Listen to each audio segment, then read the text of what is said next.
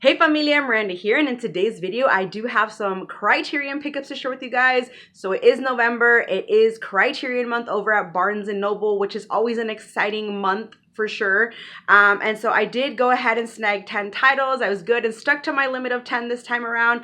I did get 2 upgrades of 2 films that I have seen, and then the other 8 titles that I got are all blind buys.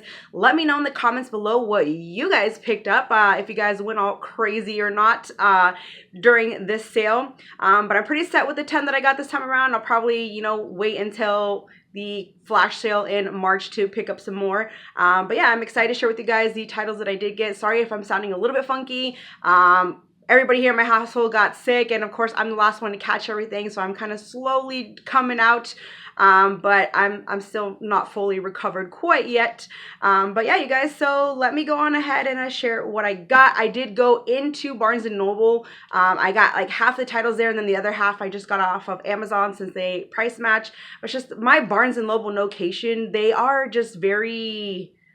I don't know, they just have a very, very tiny Criterion section. It's literally like maybe 2.5, like 2-foot shelves, and that is it. And oftentimes a lot of titles that they carry, they're all just like a bunch of like repeats and stuff, so it kind of sucks. It's a very, very minimal selection, so I tend to have to just go through like Amazon sometimes and whatnot. But anywho, let's get into the pickups. I'm gonna go ahead and start off with the 2 upgrades. So this one I have been wanting for the longest time ever. I love this film. I grew up on it. It's been a hot minute since I've actually seen it though, but now that I actually have it to watch on 4K, definitely excited to revisit it. It's films like this that I grew up on, and I don't know, just in a way kind of made me, as a kid.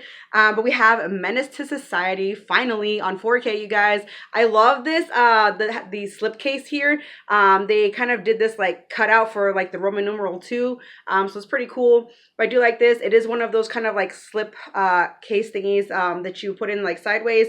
But this is spine number 1105, and this is from 1993. It's 97 minutes. But yeah, Menace to Society. This is a classic, you guys. Like I said, it's one I grew up on, and I cannot wait to revisit it. All right, so next upgrade, another 4K here, which this one is actually pretty awesome because this went from having only a DVD release to a 4K in the Criterion collection, which is freaking awesome. And that is, you guessed it, The Others here with Nicole Kidman. This is a film that I probably haven't seen since it actually came out, so it's way long overdue for a revisit. But now that I have it on 4K, I'm definitely looking forward to, revisiting this one. And this is from 2001. It's 101 minutes. But yeah, I do remember enjoying this one, so definitely looking forward to revisiting it.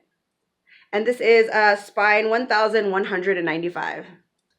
All right, and like I said, all the rest of these are blind buys, but they're all ones that I have like heard nothing but great things on. So that's kind of why I went with these ones. I have just a very extensive Criterion wish list, you guys.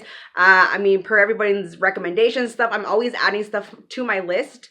And just kind of always enjoy hearing people's thoughts and reviews on these like Criterion titles and stuff. So these are all ones that I'm very, very excited to dive into. So first up, we have spine number 1034, and that is Portrait of a Lady on Fire. I have heard nothing but exceptional things on this film, you guys.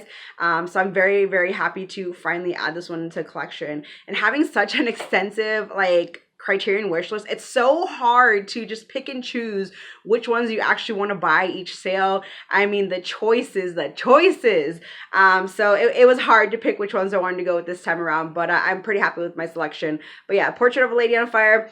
This one is from 2019. It's 121 minutes. So yeah, definitely looking forward to this one.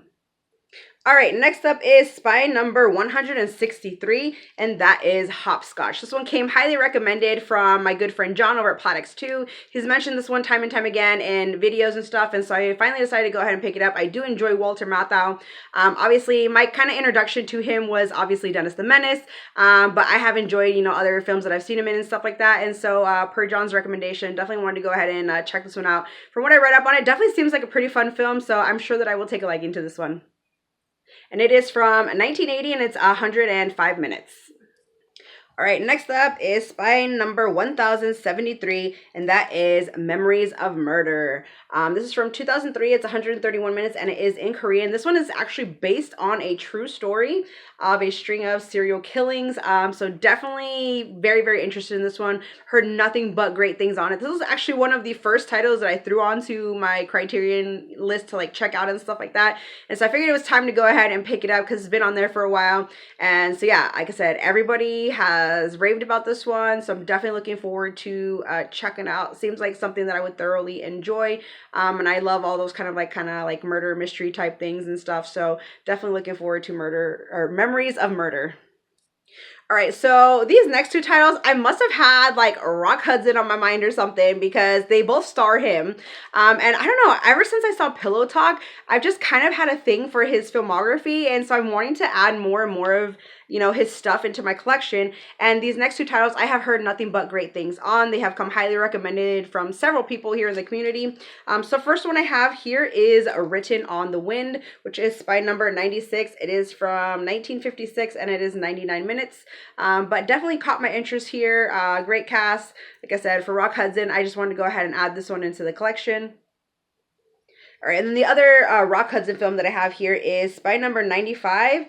It is from 1955. It's 89 minutes, and that is All That Heaven Allows. Basically, you have this woman here. She's an older woman. He's a younger man, and they kind of fall in love and whatnot. She's a widow and everything, but like her family and her friends and stuff, they're all kind of against it because of like the age difference and stuff like that. But it just seemed kind of like an interesting little love story. So I'm definitely looking forward to checking this one out again for Rock Hudson. I'm so down for this, and yeah, just seemed like an interesting story, so I wanted to go ahead and check this one out. All right, so this next film that I have, I'm actually pretty excited to check out because I've heard nothing but great things on it. It's another one that has come highly recommended, you know, from several people here in the community. I know that John, my buddy Plattix 2, he is a huge fan of Claudette Colbert. And this one I also got to correct the gap that is in my collection.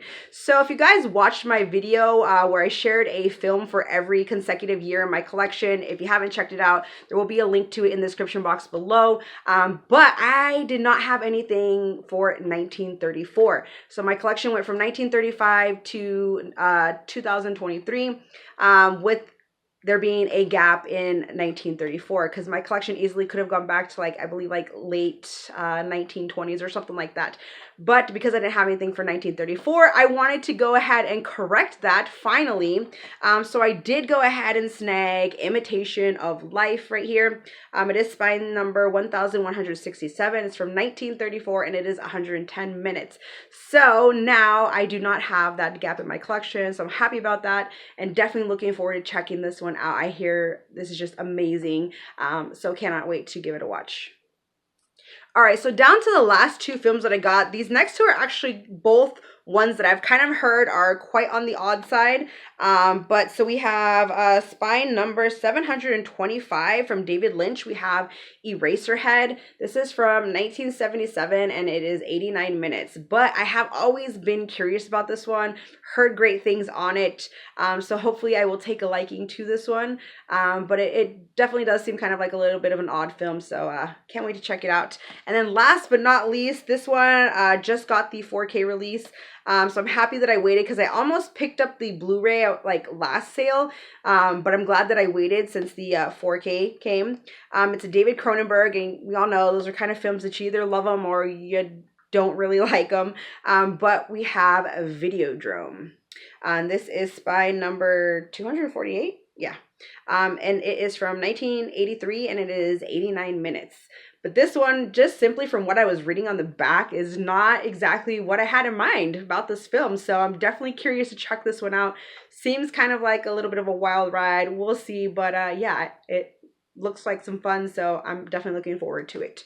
So those are all of my pickups. Hopefully you guys enjoyed them. Let me know if you've seen any of these films, which films I should jump on first. I'm definitely excited with this batch of films that I picked up, you guys. Excited to dive into these. Cannot wait. But yeah, let me know what you guys picked up. Like I said, I didn't go too crazy this time around. Who knows, next time we'll see. But yeah, I'm very happy with today's pickups. Thank you so much for watching. Join the family if you have not, and I will see you in my next video. Bye.